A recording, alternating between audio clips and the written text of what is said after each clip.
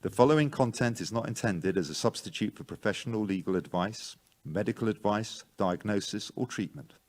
Always seek the advice of your attorney, advocate, physician, or other qualified health provider with any questions you may have regarding any medical or educational concerns.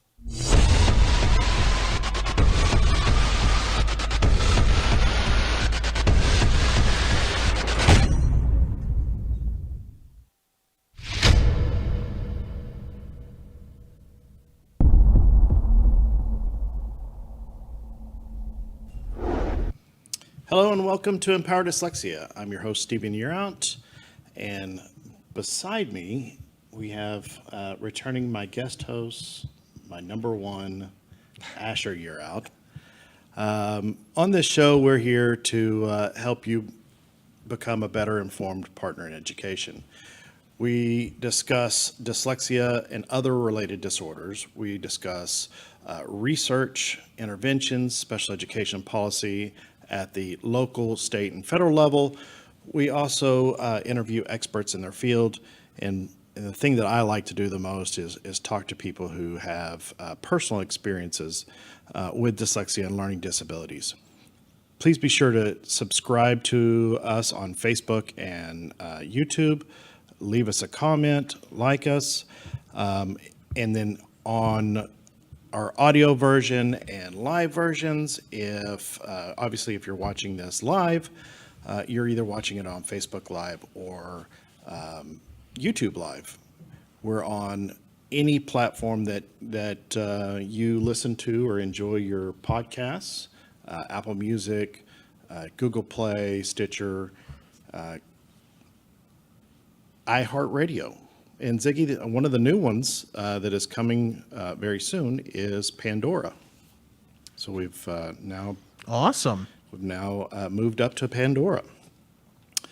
So over this pandemic, I've gotten a lot of questions about different types of intervention dyslexia therapies and how we as parents make sure that our children are getting provided the proper, most relevant dyslexia intervention, especially when, we're not in school.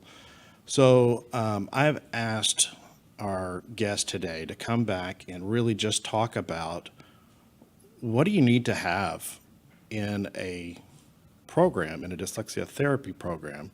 What are the musts in these programs, and how do you tell if it's actually working?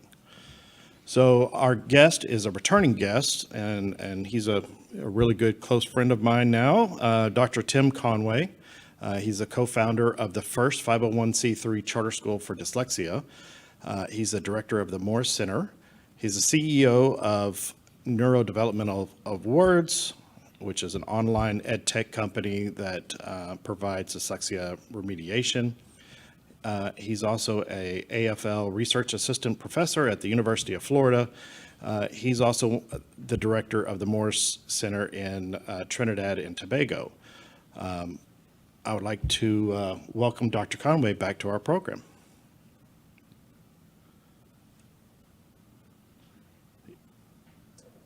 Apologize about that. Get the mic unmuted. Pleasure to be here. Thanks so much. Thank you for taking the time to come back and really have a good discussion about, what there's 1,001 different programs out there, and everybody has a solution. And, our parents are really struggling to figure out exactly what do we need, what do we have to make sure that our children go through therapy, get the skills that they need, and can move on with their education. It's a complicated issue because for many years we didn't really have all the knowledge in the brain sciences that we have today about how does the brain typically build. Language skills first, because let's be very frank about this developmentally, your spoken language skills build before your written language skills. And for those who don't know, let's clarify again, the number one predictor of your reading skills has nothing to do with alphabet letters, has nothing to do with pre-reading activities. It has everything to do with your spoken language skills that now have been popularly called phonological awareness. And so it's trying to understand that we know a lot more about how phonological awareness typically builds, what sensory motor systems contribute to the growth of your phonological system, what happens when that system is not developing on par with your IQ, how that's going to impact your ability to build those reading and spelling skills. And then not only do we know more about how these systems build developmentally, but we now have evidence-based and randomized controlled trials to really use science to help us figure out what programs are most likely to give us the most effective gains for the most students. It's the same thing we do in healthcare when you go to your pediatrician and your child has symptoms of a sore throat. The pediatrician knows how to test for, is it strep throat or is it some other virus? And from peer-reviewed science, the pediatrician knows what's our most likely recommendation based on what the difficulty is. That caliber of science is what we want to bring into education, and it's the caliber of science that still is seriously lacking in its application in education. Many people have said this phrase: we know what to do, we know how to do a better job, but we've not got our school systems or our university colleges of education empowering the educators and empowering the educational system to make the choices that give us these more effective programs in daily practice. Well, hopefully that we can put to rest some of the main points that we hear on every kind of social media platform that's out there when we're talking about remediation and dyslexia with children or learning disability with children. I mean, we hear things like every child learns differently, more so for children with dyslexia. Some students' brains work differently also. At some point, reading will just click for a student. You don't need to worry about it. Just wait. We need to wait until at least the third grade to be able to test and or starting type of remediation. Just trying, random things, basically throwing the kitchen sink at a child, trying to get them for it to quote unquote click. The other one, no single reading program works for all students. I hear that all the time. This one is really, this bothers me a lot, because if we said this about any other thing, there would be outrage. 1 or 2 times per week is better than no instruction. Something is better than nothing. Mm-hmm. And while, yes, the fact that we acknowledge that that child has a learning disability and we're going to provide some type of help, I can't even begin to understand why anybody would think something is better than nothing. I mean, we've been doing something for the last 100 years. Yeah. And it's still not working. Well, and I think that's a good point to start with, because in some ways that comes from the perspective of nothing ever really works really well anyway. So whether we give it 2 days a week or 5 days a week, it's not going to make a lot of progress because this child's brain just works differently.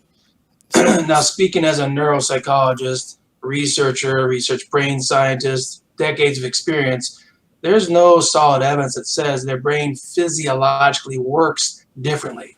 People like to cite fMRI studies. Well, I'm a published fMRI scientist as well. All fMRI shows you is which parts of the brain are doing the activity while that person is doing that task in the scanner.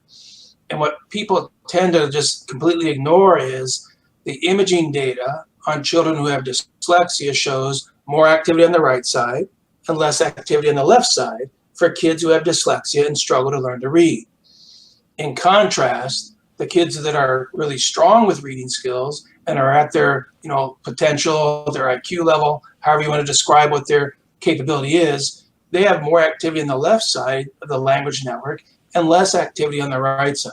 So that led to some people to mistakenly and incorrectly say a dyslexic's brain works differently. And here's why we say that's incorrect. When you put these children through effective intervention that builds the phonological skills from the ground up, builds their decoding skills from the ground up, and we see functional change, in their reading skills, in their phonetic spelling skills. We have data that says you can change reading fluency in 8 to 10-year-olds. What that then shows up in fMRI is their brain activity switches. Now the activity that used to be more on the right side is actually more active on the left side and looks just like the activity pattern for the child who does not have dyslexia. So we think why that activity pattern looked differently to begin with was the brain was processing information not differently, but less efficiently. Okay. The left side's phonological system wasn't developing as well, so the right side's trying to help out. But once you go back in and do effective remediation, which literally rewires the left side of the brain, rewires that language processor to a higher degree of efficiency, and the performance on the CTOP goes up, and the performance on decoding words goes up, it's much stronger, and you're literally closing the gap, then you see the activity pattern on the left look just like the child who did not struggle to read. So no, their brain does not physiologically work differently. It was wired genetically in a less efficient way, but experience changes brain wiring. And that's what effective evidence-based intervention is. It's the most effective experience to help the brain rewire and build the skills. So one of the things that I had to learn a lot about is neuroplasticity. And the fact that no matter if you're young like my number one over here, Asher, or you're old like I am, you still can, make new connections. You still can learn.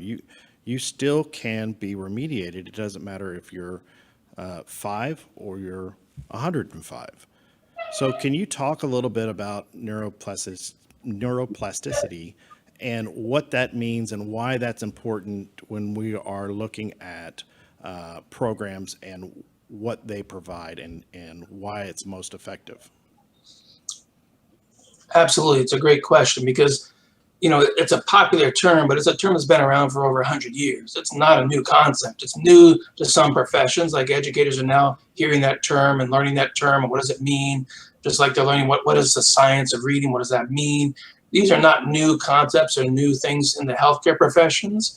And so when you understand that neuroplasticity basically just means when you give the brain more experience in certain ways and in a developmental hierarchy, it's going to build new wiring, which is the actual physiological mechanism that builds new skills. So if you want to change somebody's ability to have a stronger skill set, the intensity of this instruction is going to have an impact on how quickly the brain builds a new wiring.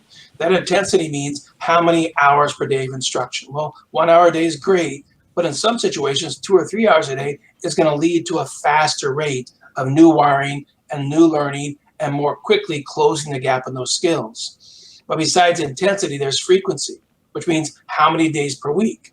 Well, we know in neuro rehab, when someone has a brain injury, that when they're ready for rehab and ready to rebuild these brain systems, daily instruction 5 days a week is going to give you far better outcomes than doing activity or instruction twice a week. Kind of like saying, this is true of anybody's brain.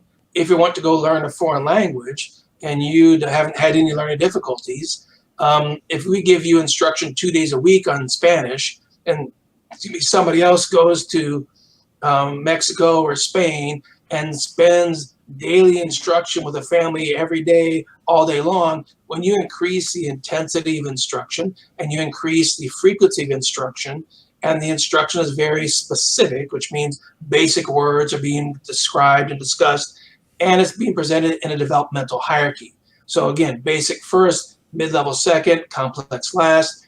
Those 4 together are going to help lead to more efficient learning, more efficient rewiring, and you're going to get faster gain in a shorter amount of time. And ultimately, you'll spend less number of hours doing the instruction because you've increased the slope and the speed with which the brain is building those skills. So let me ask you, because duration, intensity, and frequency, those are huge topics, especially right now in the COVID world. And there are schools that are trying to figure out exactly how they're going to provide these services. And some of the schools are actually cutting down the number of sessions that the children are going to actually be provided. So I guess my question is, I hear that the more sessions you have, the more hours a day you have, the faster you can be remediated. But does it hurt? I don't know if that's the correct way to ask the question. I guess it's just it's less efficient for the child by, making that remediation a longer treatment than what it really needed to be. I think it depends on what the outcome and what the goal is. If you have a 16-year-old who just has a few years left of high school, it's completely absurd to say we're just going to give them services twice a week. They're running out of time. Right. You've got to get those skills, that get that gap closed, get them up to their ability level. And in times past, typically by the time at age 16, when you have struggled pretty much your whole school career, schools have pretty much given up on that your brain just works differently, which is not true, and that you really aren't going to be able to click and develop those reading skills. The contrast to that is, from a science perspective, we have decades of science that shows we can rebuild reading skills in somebody who has had a brain damage injury called a stroke. And I myself spent 10 years publishing research, randomized controlled trials, evidence-based studies on stroke rehab, even though our initial work was all in dyslexia. We took all our work from dyslexia and applied it to stroke rehab. So if we can actually rebuild skills in people post brain damage, then it's way easier to change those skills in somebody who just developmentally got a genetic dyslexia and the wiring's working less efficiently. So we need to do as intensive instruction as possible with more intensity, more frequency, and get the gap closed as soon as possible, because this student is running out of time in the educational system. The contrast is, if you have a first grader who's not reading at all, you start to have potential effects on self-esteem. You have potential effects on desire to go to school. You might get secondary behavior problems. I've had students come to the Morris Center clinics, or students in the online Now company, who the parents talk about having to peel the child off the back seat of the minivan, taking them into school screaming and crying because the child felt so poor about their ability to not read and their classmates could read. So do we want to drag that out, make it take longer to remediate the skills, and let the child suffer this emotional, basically trauma experience more and more every day? Or do we really need to figure out how do we close that gap as soon as possible and stop this emotional trauma that is happening to the child in an environment where it expects them to do something that the educational system has not taught the child how to do, which is phonological awareness and essential decoding skills. Yeah, I mean, the longer you leave that gap there, although with not truly proven methods, the chances of closing that gap is very, very slim. Yeah. So you started talking about the areas of the brain that deal with language, speech. So you have a slide here called functional anatomy. Can you kind of talk about what this slide is, and just this way parents are understanding what parts of the brains are doing what? Sure. Basically, in that slide, you're basically seeing a bunch of the actual names of the different structures with acronyms. So PIFG is the posterior inferior frontal gyrus, and STG is the superior temporal gyrus, and that's just jargon in neuroanatomy. Basically, you've got the speech language processing part here in the left side, which is your phonological system. Above it, you've got the part that controls the motor part of it, and these two are supposed to be working together through that green area back there that they're calling the auditory motor interface, where that acoustic phonological piece is connecting to that motor piece, and you're building those phonological skills. This slide is just designed to show that different parts of the brain are doing different parts of the work. But when you look at it in a functional fMRI perspective, you see there's a whole network of activity. There's not just one area. It's spread throughout. And these parts of the brain have to work together to build these phonological systems.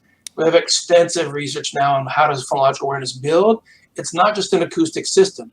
So anybody who buys into buying some book that's been made up with a bunch of activities that says these are the phonological activities, and they're just all acoustic auditory activities, whoever wrote that book doesn't understand how phonological awareness develops. It is not just an acoustic system. We know that the phonological awareness is part visual, it's part acoustic, it's part tactile kinesthetic, which means touch, movement of the teeth, tongue, lips of the mouth. And it's these four sensory motor systems wired together. So if you do a bunch of blending activities where you say the sounds and the child says them together, or you say, find the first sound, find the last sound, there's no research that says that's going to fully remediate their phonological system and give them fully functional phonological processing and decoding skills, because all you're doing is just training their acoustic part of the phonological system. And that's not how that system develops. And it usually comes from someone really not really understanding how phonological awareness builds in a developmental science fashion. So understanding these brain pieces in the brain systems from a developmental neuropsychology, or what we call cognitive neuropsychology, you understand there's multiple parts of this. Now, that's led us to this new thing called sound walls. And again, when people throw up these sound walls, one, they're not evidence-based. They've not been shown to be highly effective to change phonological skills. It's, again, educators being given a little bit of science and allowed just to make things up and randomly try them on children as if the children should be guinea pigs to a new latest fad of trying to do instruction. So taking a little bit of science, but actually not taking the program, it's kind of like saying, if I give you the ingredients of a cake, flour, oil, eggs, butter, milk, whatever you're going to use for your cake ingredients, but we tell everyone, okay, now go make a cake. Just because each chef has the same ingredients, you're not going to get the same cake. But if we give you a recipe that's been tested, try it again and again, it's been repeated in different kitchens, we know that these ingredients always build this cake of this kind. If you develop the ingredients in this order with these amounts, then we've built a whole recipe. And so the recipe in and of itself is as if not more important than the actual ingredients. And this is where education begins to fall short. We begin to say things like, well, the teacher's more important than the program. That's absurd, because just because the teacher knows the ingredients and we don't give them a program that's been shown to be highly effective, that teacher's not going to be as effective as a program that's been tested and proven to always give high results with every child who has these types of difficulties. And that kind of goes back to your earlier comment about, well, there's no one program that helps lots of kids. Well, that's not true in a science perspective. When you look at the randomized controlled trial studies, we did a study with 5-year-olds. It was a randomized controlled trial. And again, you'll see some people mistakenly say you can't do randomized controlled trials with reading. Well, that's pretty surprising, because the NIH and the NICHD has been funding randomized controlled trials of literacy for decades. So again, there's a lot of people saying a lot of stuff. Usually these are people who are not published scientists themselves. Usually these are psychologists or folks who actually have never taught a child to read themselves either. And so they're making stuff up, which sounds logical, but that doesn't mean it's actually evidence-based. So when you understand that we really want to look at the evidence base of this level and make sure that what we're using is something that's been tested and proven to be effective, that's where our study was with 5-year-olds. It showed we screened 1,500 5-year-olds. We pulled out 160 kids who were in the bottom 12% on their performance on the predictors of reading and spelling skills, one of which is a phonological awareness activity. And then you randomly split them into 4 groups. One group got no treatment, one group got a phonics treatment, and one group got extra one-on-one time doing whatever the classroom teacher did. And the other group got our neurodevelopmental-based approach that we now call the Now Foundations for Speech, Language, Reading, and Spelling program. And then we compared the outcomes across the 4 groups. And what you found was, if you do nothing, or if you do a multi-sensory structured phonics program, or you do a little extra one-on-one time, you get the same results. Basically, 25 to 40% of those kids who came to school at high risk at age 5 do not pass kindergarten or first grade. But if you give them a neurodevelopmental approach like what we've built, that's designed in a very systematic, structured, developmental way, we had 91% of those kids pass kindergarten or first grade. That was a statistically significant difference, which showed if we gave that program to a whole classroom of kids, not just one-on-one, that we'd have 97.6% of children reading on grade level before age 8. Now, people say to me, well, Dr. Conway, that's your opinion. I'm like, no, actually, it's not my opinion. This is a randomized controlled trial, peer-reviewed research study, vetted by expert brain scientists at the National Institutes of Child Health and Human Development. That's the gold standard of research. At 90% or 99% in some way of reading programs out there do not have this caliber of science. And so those programs are just actually being made up and randomly given to kids. That's when we get this big mixture of many kids don't respond. It's because if you keep giving them made up programs, why would you expect there to be a high degree of success? So your next slide, you talk about the neurons and their migration during development, and why it's, why that your programs need to have that neurodevelopmental stages to the program.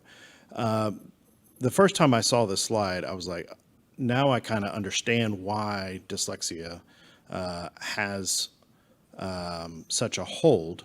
And if you're not doing these things correctly, you're not building these neural pathways to the right levels in the right areas of the brain. Can you kind of talk about this just a second? Sure. And the reason why I want this is important because now we're going to start moving into what does a program have to have in order to be effective. But if it doesn't have this, if we don't address this piece of it, which is the neural pathways, I mean, we're not making progress. So. True. And what that slide is showing, that has the reference out of McGill, it shows that's what's happening. The genetics influence the organization of the brain's cells, the neurons. And it's showing that the genetics affect how efficiently the brain wires in that phonological processing area. How efficiently is it wired in that motor control area, in that auditory motor interface area. And it was showing that genetically, if you have a family history of dyslexia like I do, I'm dyslexic, but I got intervention at age 4. So you wouldn't see it in my reading and spelling skills because I got a very successful intervention program back in the 70s. But if that dyslexia runs in your family, like it does in mine, which means then both of my children got it, because it doesn't run in my family, it gallops through generations, first cousins, second cousins, aunts, uncles. We have plenty of dyslexia in the Conway family tree. That means that before the child is even born, this brain wiring in that left side of the brain is more likely to be far more inefficiently wired, just because the genes affect how the brains climb those poles and get to the areas they're supposed to be. Think of the brain as an onion. You got 6 layers, and each layer has different cell types that are supposed to be there. But you not only have the layers of the onion, you have the certain cells that are supposed to be in the frontal lobes, which is more of your reasoning, problem-solving skills. Certain cells are supposed to be over here in the auditory part, where it's that language processing piece. Certain cells are supposed to be up here in this motor part. And so the brain neurons, all 100 billion of them, start in the very back and move and journey up to get to the right places before the child is even born. So that's your initial predisposition to have strong wired phonological skills or poorly wired phonological skills. Then after birth, when the child begins to interact with the environment and parents talk to the children and they play with the kids and they engage with them, the brain is now getting experiences of inputs. And that's what we then call leads to experience-dependent plasticity. It means the brain wiring is only going to form if it's getting experiences in those sensory motor inputs. That means if I want a child to build German skills, somebody better speak German to the child. Otherwise, if the brain doesn't get that acoustic experience and that visual experience of seeing the mouth speak German and that motor experience of trying to get their mouth to make the German sounds, then that child's brain is not going to build the network for German because the brain didn't get the experience. So that experience-dependent plasticity really impacts are the wiring systems changing the motor area and getting more efficient and stronger. And is that actually wiring with the acoustic area? Because these things that fire together begin to wire together, which is how we build these systems efficiently. So programs have to understand the developmental models, but the only way you know if a program works or not is it has to be empirically tested in a randomized controlled trial is our gold standard, or a lower level is say it's at least evidence-based. It at least has some kind of small scale study. Research-based is out of date. Anybody who tells you their program is research-based, you should go the other way. Because that means nobody's ever really tested their program and they don't really know if it works or not. And so they can't consequently prove if it's going to be effective, but they're like, well, let's just try and see. We're past that. We have to stop putting kids through trial and error and hope it might work some. When you have programs that are evidence-based, you have a higher degree of confidence that program is going to work. So what this slide shows is there's 4 levels of evidence. A lot of our programs today for literacy are anecdotal. They're groupthink. I think this works. I think this helped Susie. My teacher used this, so I'm going to use this. And it's just basically an anecdotal or a groupthink approach to what the program is going to do. Research-based means, hey, there's research that says phonological awareness is important. Kids need phonological awareness. So then all the publishers immediately put the word phonological awareness in their reading curriculums and make up some phonological awareness activities. But it's not evidence-based, it's only research-based, because evidence-based means somebody actually took the way the publisher designed that program to build phonological awareness and studied, does this set of phonological activities actually change your phonological skills? Now, a lot of the popular books out there are saying, here's my new phonological activity book. There's no evidence-based studies for that method in that book, or no evidence-based studies that are randomized controlled trials to show that that method of phonological activities actually works. That's where evidence-based comes in. But as Dr. Kilpatrick pointed out really well in his first book on learning disabilities and dyslexia and assessment and treatment, there's different levels of improvement from different evidence-based programs. And he listed all the Orton-Gillingham programs as being low effectiveness. Now, please don't shoot the messenger. I know people are going to send me flaming emails about angry things about me saying Orton-Gillingham is a low effectiveness program. That's not my opinion. That's the current research that exists on the Orton-Gillingham programs today, which means any of them. So in Dr. Kilpatrick's book, he says, not me, he says all the Orton-Gillingham programs are minimal to non-effective. But when educators compare those programs to the no progress that is typical in the school, that was exciting to see, hey, there's some progress here. But now we've done more. We have programs that have been more effectively measured, tested, and they've got evidence-based programs that show these programs make large gains in a short amount of time.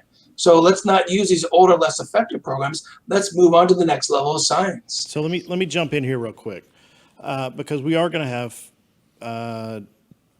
dyslexia therapists that are out there that say, I've helped, right, tens of thousands of people to read, and I know it works. I've seen it. Yeah, we don't want to take that away from them, because they're out right. they're out there helping. They're out there doing everything that they can, and they have a passion for it. So it's not about that. Right. It's about, these people have seen a child that has come in that has gone from not being able to decode or read at all to being able to read at the level that they think that, that child needs to be at. However, where how I explain it, and correct me if I'm wrong, if we don't know the true level of what that child's capabilities are we really remediating to the level of the child's potential? Right. Or is it to the potential of the teacher or to the potential of the program? Right. So, which are very important distinctions. I don't want people to get upset by when you say, anecdotal, or, it's evidence-based, or it's, research-based, or this, that, or the other, and this, that, or the, because there's a lot of people out there that are doing any and everything that they can. You bet. And it kind of goes back to that some is better than nothing. Right. However, if we know that we have scientific proof that's out there and that this works or that works, and like you were saying, the ingredients in the cake, but you have to do it in these orders, and you have to follow this recipe to a T, then that child can be the best version of themselves. And as a parent of dyslexic child or two, and being dyslexic, that's what I want. I want something that is going to help my child become the best version of themselves that they could possibly be. Right. And it gets complicated by the fact that people misspeak about dyslexia and its presentation. So as a neuropsychologist, and people who are licensed to diagnose, licensed to test, and give these diagnoses in the DSM-5, the DSM-5 only has 3 criteria by which you diagnose dyslexia. You either have an impairment in reading accuracy, or you have an impairment in reading fluency, speed, or you have an impairment in reading comprehension. Those are the only 3 criteria needed by which to diagnose dyslexia. You can have 2 of the 3, 3 of 3, 1 of the 3. There's nothing in that about a deficit in phonological awareness to give that diagnosis. There's nothing about a surface dyslexia in that diagnosis. There's nothing about a stealth dyslexia. People have made up these other terms, but licensed professionals, those terms don't have any code that goes with them as an official diagnosis. People are accurate in saying, well, there's a lot of variability in dyslexia. Yes, but it's not in the dyslexia itself. It's in the co-occurring difficulties a child could have. Some children have phonological problems that lead to their dyslexia because that's the #1 most likely cause of dyslexia, but they also might have fine motor deficits, and they struggle with handwriting, and they might struggle with their buttons and zippers as young children. That's not their dyslexia. That's an increased deficit in the motor control system, which is just above the phonological system, but that's going to get into fine motor skill deficits and praxis and things like that, that is not by definition dyslexia. Can it co-occur? Yes. But to say that all dyslexics are different is not quite accurate. What they're really meaning is some dyslexics have co-occurring difficulties besides their dyslexia, and others don't.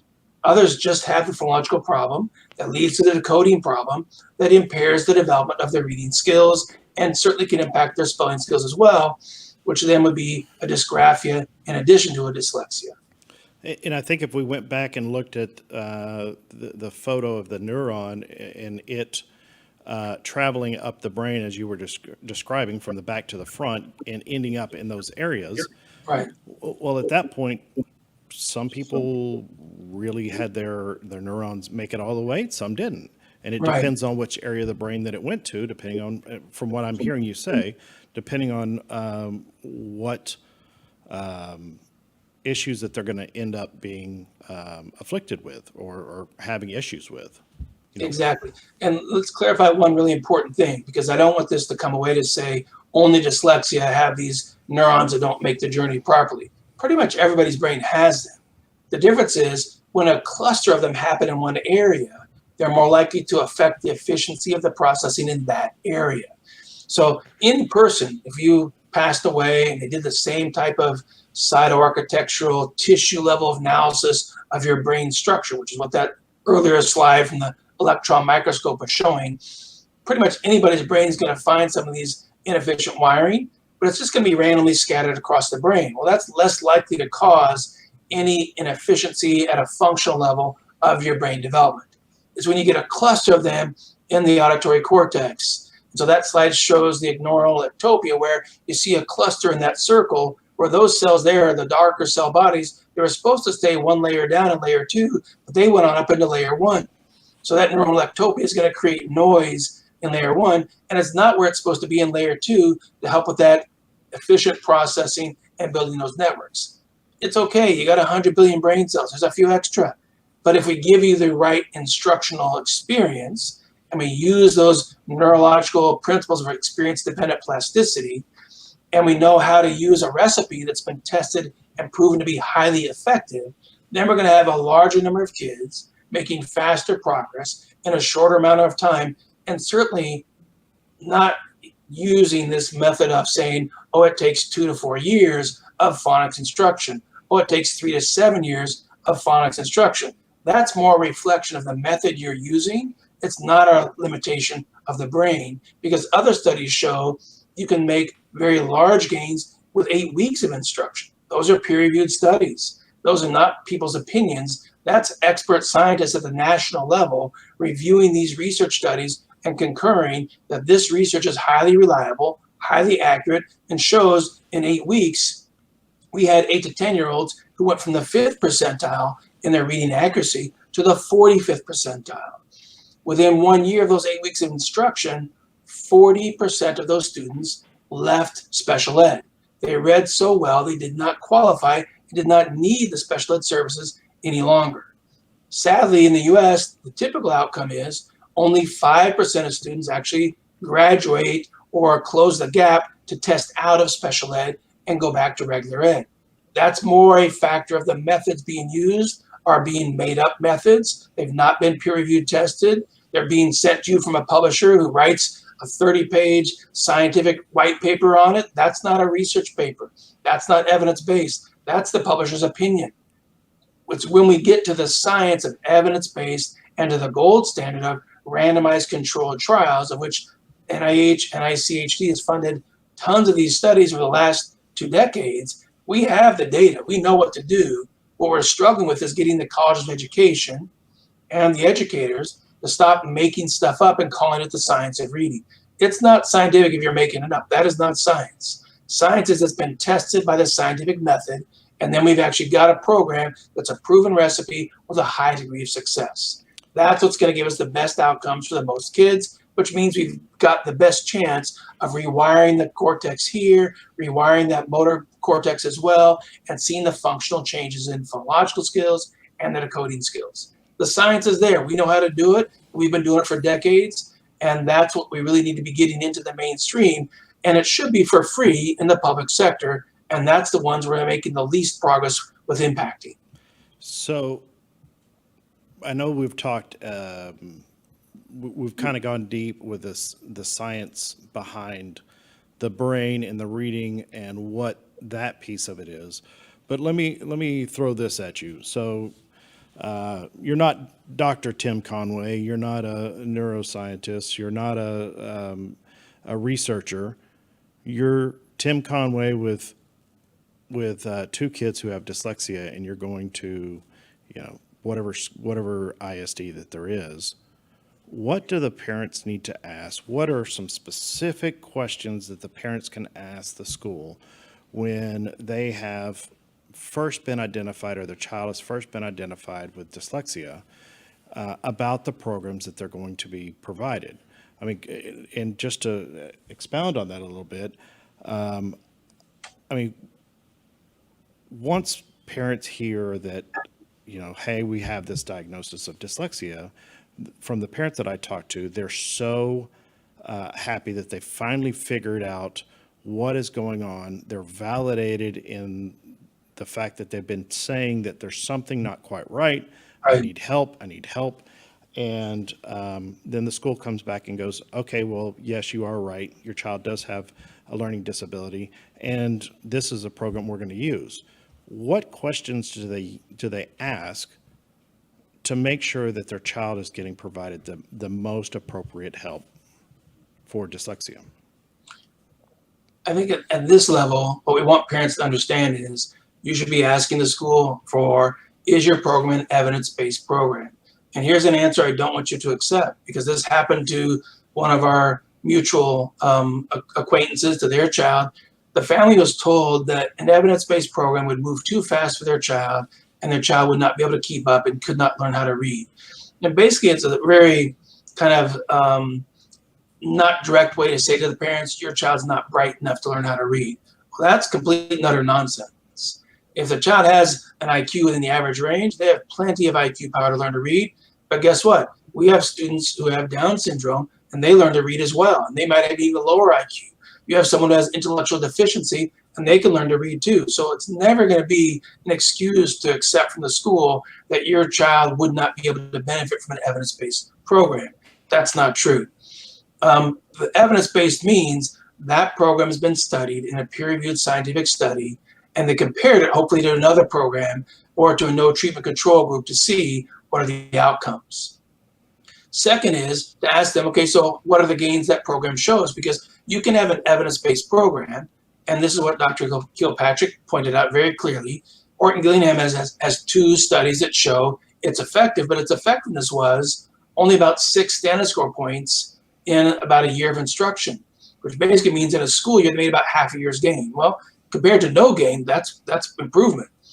But when you compared it to one of our studies, where the kids made 22 standard score point gain in 8 weeks of instruction, then you have an evidence-based program with large gains versus an evidence-based program with very small gains. And why would you want to put your child in a program with small gains? Because the evidence-based shows whatever gains they got for those students, as long as those students kind of match your child's profile, you should expect about the same gains.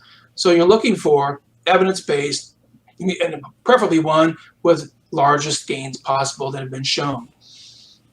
If we're talking about a private school, then you really better ask this next question, because otherwise I'm not quite sure why you're going to go to a dyslexia private school, other than it can decrease the stress on the student when everyone around them is of the same degree of struggle and the school's making lots of accommodations. But the question asked the private dyslexia schools is, what percentage of your students improve so much that they leave the school? Has the school effectively closed the gap that exists from this developmental dyslexia? And just be prepared to find out many of those private schools, once the students get there, it's like the public schools, they never leave. So certainly it might be a less stressful environment. It might be an environment that has consistent progress of half a year's gain per year of instruction. So they're making some improvement in reading, but it's less likely to be the one that really remediates the problem fully and gives your child the best chance of having the best set of skills. So what we did was we did a pilot study paper in 1991, Annals of Dyslexia. Here's 10 to 12 kids from the Morris Center. It's a transdisciplinary team. It does what no school can ever do, is we use a full-time speech pathologist, a psychologist, an OT, and a neuropsychologist, and we have a team of specially trained educators, and we're doing daily intervention, 1 hour a day, 6 hours a day, one-on-one, 6 hours a day, 5 days a week. We're doing 30 hours of instruction in a week, and we're making on average 1 to 2 grade levels of gain per 4 weeks. But the reason why we studied that was to say, what's the brain capable of doing? Because the educational system has failed millions of students as children who are now adults who made no progress in their literacy skills. And so they've come to believe these skills can't be changed. And they're correct if they're talking about the old programs that have been utilized decades ago.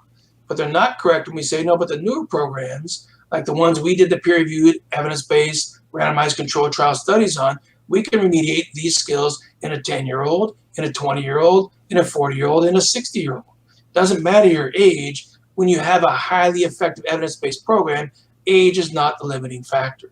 So it's really important that parents look for an evidence-based program, know what the evidence shows, is it large gains or small gains, and find out what's the school's success rate. Because then you come in fully informed on what to expect. Where many parents get really frustrated is, it's the same IEP meeting year after year. We're going to reach these goals at 80% accuracy. They're going to do this at 80% accuracy, do that at 80% accuracy. And then when the year comes around, they didn't achieve it. They achieved some things, so they write new goals of the same thing. But the child keeps getting further and further and further behind. We know that because people have empirically studied this. If you come to school at age 7 and your phonological awareness is in the 20th percentile, by 5th grade, you're going to be about 3.5 grades behind in reading comprehension. Because you came to school with a weaker phonological system, your learning rate is going to be flatter and your peers' rate is going to be steeper. And two lines that diverge over time just get further apart, your gap gets bigger, you fall behind. So parents need to ask for evidence-based with large gains, preferably one that actually has been studied in a randomized controlled trial, because yes, those have been done. We've published some, people in Houston have published some, other universities have published some. There's lots of different randomized controlled trial studies showing that the brain has the capability to make large outcomes and large gains. Well, I think that's the most important thing to understand is what the brain is actually capable of. I think that a lot of times we don't understand what not only the brain is capable of, but what that child is capable of. Right. So I want to bring in, we've got just a few more minutes here. I want to bring Asher in. Just to be real transparent with everybody, you know, Asher was diagnosed in 7th grade with dyslexia after, he started to struggle once the workload got more, classes got harder. He was in all honors classes. And, my wife and I, because of what we had seen through the school systems, nothing against them, but what we have experienced, we felt that it would be better just to accommodate Asher and just move forward because he had done so well before. Asher did go through the NOW program, the first part of the program. Now Foundations. Foundations. And, Asher, can you talk a little bit about remediation? Because he didn't want to have anything to do with remediation, as most kids. He was very resistant to it. However, once he got started, I would have more problems asking him to empty the dishwasher than to get on intervention, which to me just kind of blew my mind. So, Dr. Conway, maybe you can ask Asher a few questions and that y'all can have a little bit of dialogue. We've got about 3 minutes left, but I want to make sure that our listeners get to hear from somebody that firsthand, a child or a young man who has experienced this himself. Well, and actually, let's just be frank and say you get to blame your father for all the struggles 'cause it's genetic. So you got it from him, just like my kids got it from me. You're welcome. The good news is you can change those skills. So you came in and you were several grades behind in reading skills, which meant you weren't very great at sounding words out, but you got a strong IQ.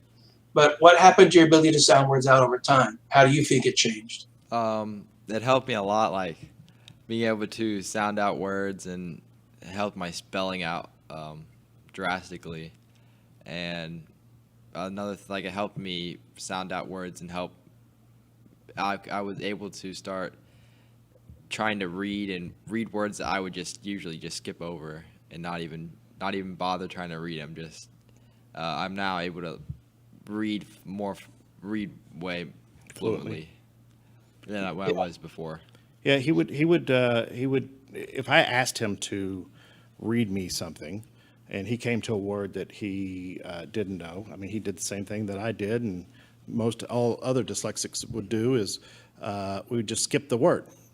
It's a hard word. Obviously, it doesn't have that great a meaning because it's too hard for me to read. So anyway, go ahead.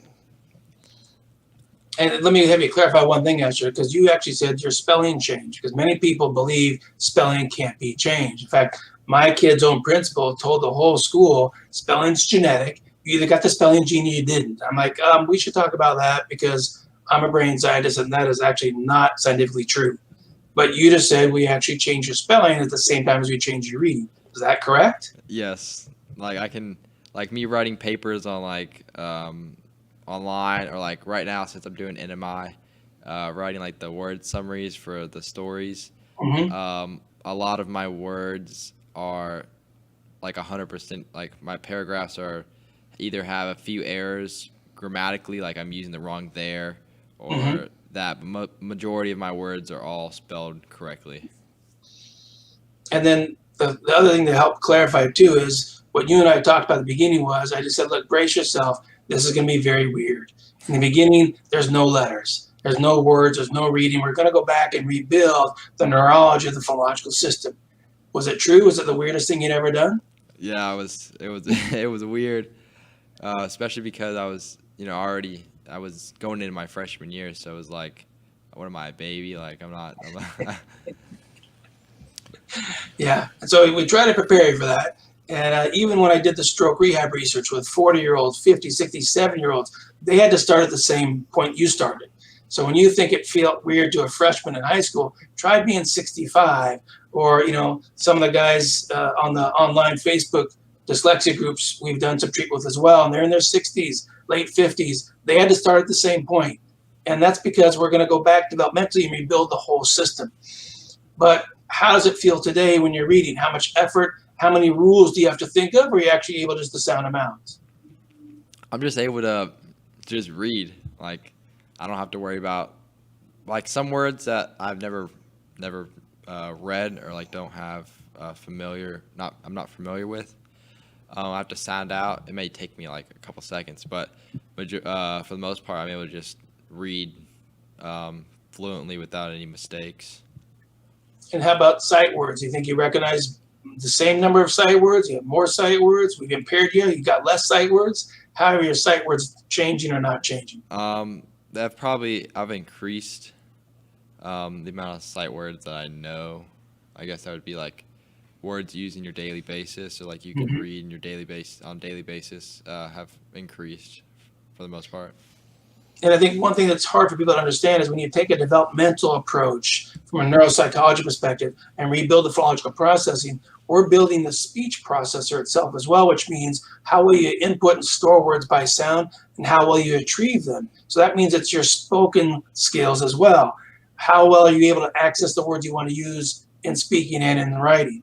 Amazing. Like it's night and day how it was before. So, well, this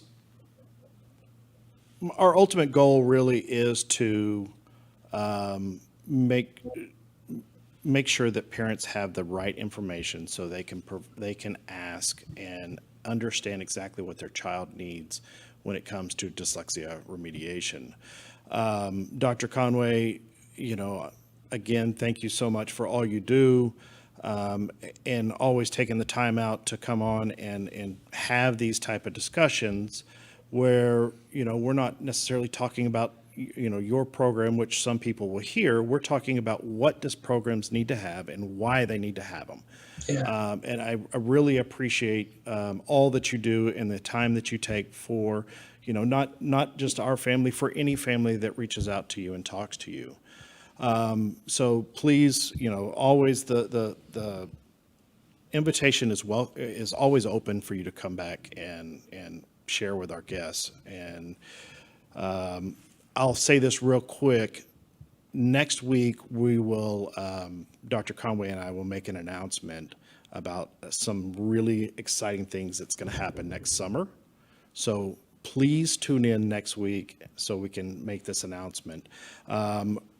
Real quick, make sure that you like us on Facebook, subscribe to our YouTube channel, leave us a comment. We love to know exactly, what information you need. Is there anything else that we need to talk about, cover topics, those type of things? Like always, at the end of our show, we recommend that if you think that your child is struggling in school and that there's a possibility that they may have a learning disability, don't wait. Go have them tested now. Knowing's half the battle. We have a template on our website, www.empowerdyslexia.info. You can download that template, turn it in to your school counselor to get the testing process started. You'll be so thankful that you understand exactly what's going on with your child, and your child will too, because they're getting the help that they need. I want to say thank you for tuning in every week. And we'll see you next time. And here is a word from our sponsors.